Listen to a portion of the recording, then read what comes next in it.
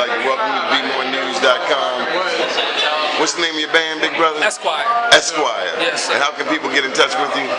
Area code 443-668-7940 or scotmanjazz@msn.com. Okay, now, what was that you guys were playing? We just got finished playing around midnight. Okay, little Miles? Yes, sir. You're on it. Oh, okay. And the tune before that?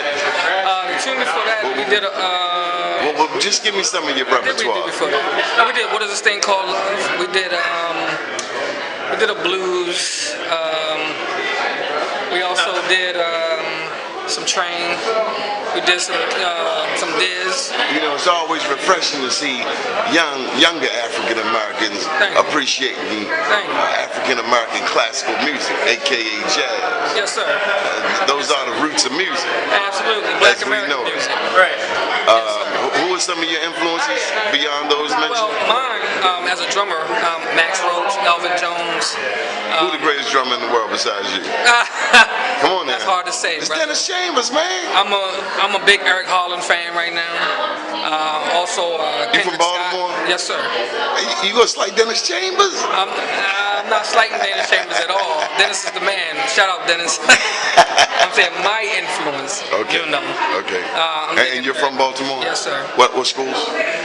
College or which one you talking about? Where'd you first pick up the drum set? Oh man, church. What church? I'm Church of God in Christ. Oh, okay. Yeah, Okay.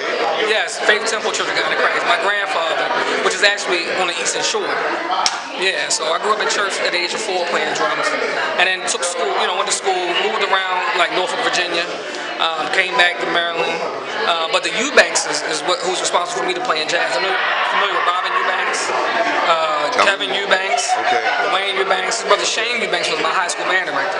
Okay. They're from Philly. And so, when I wanted to get into this music, he gave me a lot of exposure, man, a lot of exposure. I mean, something I was really unfamiliar with. At that time, jazz was just noise to me. Until, he started to break down the theory, the history, the root of it. And it became a passion of mine. I just started listening to like Oscar Peterson, the Ray Brown, trio, some Herb Ellis. And that was just like the original stuff I was listening to. Chick Webb, maybe? Oh, of course, Baltimore's own. Okay. Yeah, I'm just checking on you. I'm just checking on you. Chick Webb, Ella Fitzgerald, that whole group right there. But now I'm more into some contemporary musicians like a Roy Hargrove, Steve Lindeman, like I said, Kendra Scott, Eric Holland, Joshua Redmond. Did you travel? Yeah, well, we're local right now because I'm a music educator. So I teach music, so what I'm doing here, I'm teaching students to do. That's the passion right there. Okay. You ever met Winton? Absolutely. I did my master's, my thesis at Morgan State, and Winton actually gave me an interview for my thesis. How was that? Man, what'd you learn? One of the greatest moments of my life. Why? One of the greatest moments of my life. First of all, it was Winton Marsalis giving me advice, giving me knowledge, giving me history and insight into helping my paper. First of all, it helped me get a master's degree. But it wasn't supposed to happen. It was divine intervention.